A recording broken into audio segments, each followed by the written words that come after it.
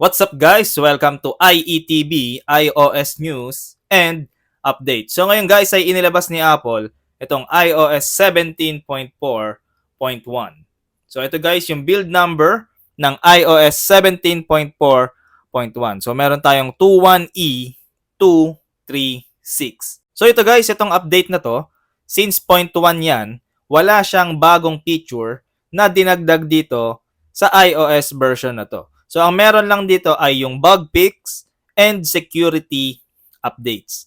Yan lang ang meron dito sa iOS 17.4.1.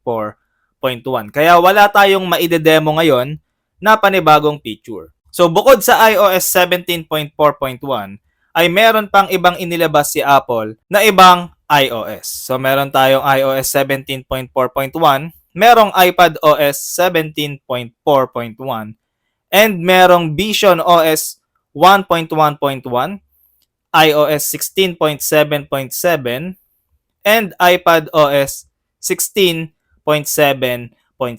So ito lang yung ibang mga OS na inilabas ni Apple bukod sa iOS 17.4.1. Guys, mahalaga na makapag-install kayo nitong 17.4.1 dahil sa mga security flaws na merong inayos dito. And yung mga bug fix na inayos dito. Actually guys, sa 17.4, malakas yung battery draining sa ibang mga users. So dito sa 17.4.1 ay inayos na yung battery draining issue at yung ibang mga issue pa katulad ng Wi-Fi and yung naglalag yung mga device nila.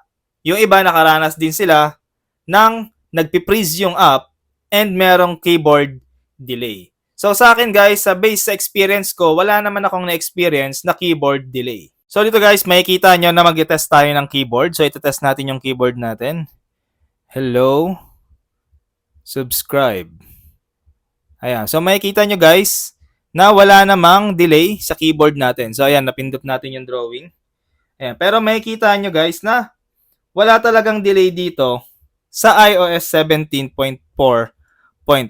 So next, yung sa app launching. So sa app launching guys, ayan, wala naman akong nakikitang delay or problem sa app launching. So makikita nyo na napaka-responsive naman niya and napaka-bilis mag-loading ng mga applications natin. So dito guys, wala talagang issue na nakita ko or naramdaman ko dito sa device ko na 12 Pro Max. Pero guys, yung iba rin, sabi nila, nakaranas daw sila ng battery draining issue sa 17.4.1. Kumbaga, sa 17.4, naranasan na nila yon at pagdating sa 0.1, hindi pa rin naayos yung battery draining issue.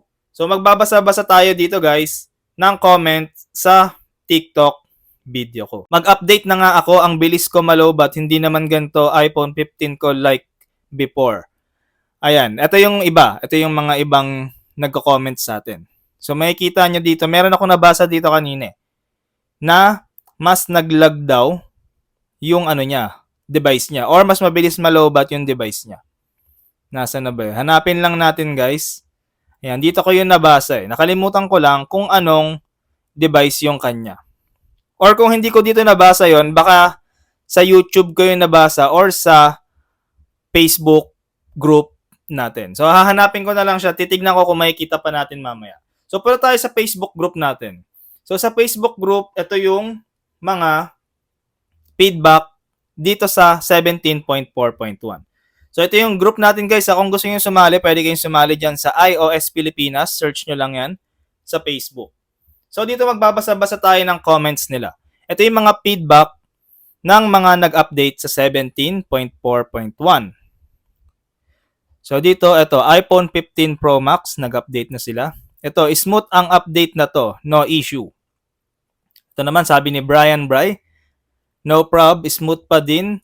May minimal hit lang ang phone after update. Ayan. So minimal hit daw siya. Hindi lang natin natanong kung ano yung ano niya, iPhone niya. Ayan, so check natin. So ayun, iPhone 12 user si Brian Bry. So sabi niya, smooth daw ang 17.4.1. Ayan. So, check natin yung iba pa. So ito, ayun, ayos. After update, bumalik na Face ID ko. So ito, hindi niya nailagay kung anong device yung meron siya. Pero ito, sabi rin ito, smooth na tong 17.4.1 kaysa sa 17.4. Medyo kumunat battery. Ang kaso lang, 61% battery ko kanina. Pagtulog ko, paggising ko, 11% na lang. So ito, smooth naman daw sa iPhone 15 Pro Max. So done updated, pansin ko lang mas kumunat yung battery niya ngayon at di rin nabawasan yung bat health. 100% pa rin. So based dito sa mga nag-update guys, mas kumunat daw at mas naging smooth dito sa 17.4.1. Kaya kung meron pa pong nanonood dyan na hindi pa nag-update at natatakot pa mag-update, ayan na po yung patunay, pwede kayong mag-update at mas maganda itong 17.4.1. So ayan yung feedback ng iba. So pag-usapan naman natin yung experience ko dito sa 17.4.1. So ang experience ko dito sa 17.4.1 ay yung heating issue na wala na nga. Ayan, so dito, ayan, wala na ako masyadong nararamdaman na init. Katulad nung dati. Although meron siya, kaso hindi na katulad nung dati na talagang mainit. Saka nung nag-update ako, di ba usually kapag nag-update tayo, iinit pa yung device natin. Yung sa akin, pagka-install ng iOS version na to, mainit siya pero agad na nag-cool down yung init sa device ko. So isa yan sa maganda dito sa iOS 17.4.1. Kung naka 12 Pro Max kayo, kasi ako naka 12 Pro Max ako, wala siya masyadong init dito sa 17.4.1. So sa battery life naman, pag-usapan natin yung battery life. So ito makikita nyo na meron pa akong 74%. So yung last charge ko is 95%, mga 250 ko siya binunot. So tingnan nyo dito sa battery health ko. So makikita nyo dyan, ayan, last charge 95%. So kung makikita nyo sa graph ko, ayan, mga 250 ko yan binunot mga 250, ganon. Pero kung makikita nyo sa graph ko guys, meron pa akong 74% and 95% ako galing. Yung 2 hours na yan guys, itong 2 hours usage na to kasi ito yan yung, ayan, 2 and then itong 3. Kasi 250 ko nga siya ginamit. Kung makikita nyo na naka almost 2 hours ako or 2 hours mahigit, pero kung makikita nyo guys na 74% pa rin yung battery ko. Actually dito pala guys, ayan, meron tayong 1 hour nung pagkabunot ng battery or ng charger.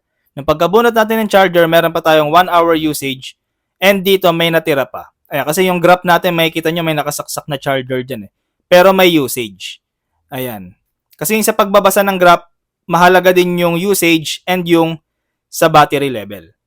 Ayan, kung makikita nyo, kaya meron niyang gray part, ayan, ibig sabihin yan, habang nag-charge ako, ginagamit ko siya. Pero pagdating dito, ayan, yung sa dalawang level na yon, ibig sabihin yan, wala na siyang charger na gumagana. So, kumbaga, yung usage ko, nakabilang na siya dyan. Pero kung makikita nyo, 1 hour mahigit, guys, video call yan video call. Ayan, makikita nyo, 90% na ginamit ko is Messenger. Kasi guys, naka-video call po ako nung time na yan. Pero kung makikita nyo, 74% pa. So, napakakunat talaga ng battery ngayon dito sa 17.4.1. So, sa performance guys, wala naman akong masasabi dahil talagang napakabilis nito. Smooth talaga siya. Smooth talaga as in. So, punta naman tayo sa Geekbench 6. So, sa Geekbench guys, nag-run na ako. Bali, ito yung CPU score natin. So, itong March 5 yung 17.4 and yung March 22, yan naman yung 17.4.1. So, makikita nyo na mas mataas sa Geekbench score si 17.4 compared kay 17.4.1. Pero, hindi naman yan noticeable. Kumbaga, wala ka namang lag or delay na ma-experience dito kahit mas mataas pa yung single core score ng 17.4. So, dito naman sa GPU benchmark, so ayan, makikita nyo na mas mataas din yung score ng GPU ng 17.4 compared sa 17.4.1. Pero, sa totoo lang, napaka-smooth neto, walang heating issue, at isa pa, napaka-tagal malobat. As in, makunat po siya guys. Makunat siya sa battery life ngayon. So pag-usapan naman natin guys yung possible release date ng 17.5 Beta 1. So possible release date guys ng 17.5 Beta 1 ay March 26. Yan yung possible release date. Nang madaling araw yan sa atin guys ha. Madaling araw ng March 26 possible na ilalabas na yung 17.5 Beta 1. Possible lang guys, hindi tayo sigurado. Pero baka March 26 ng madaling araw. So yun guys, hanggang dito na lang itong review natin ng iOS 17.4.1. Kaya kung hindi pa kayo nakakapag-update, mag-update na kayo. Marami na rin naman nagpatunay. Pinakita ko yan sa inyo. Kung nagustuhan nyo itong review natin, please like, share, and subscribe. Huwag nyo akong kalimutang i-follow guys sa mga other social media accounts ko like sa Facebook and sa TikTok. So yun guys, hanggang dito na lang. Thanks for watching. See you on my next video.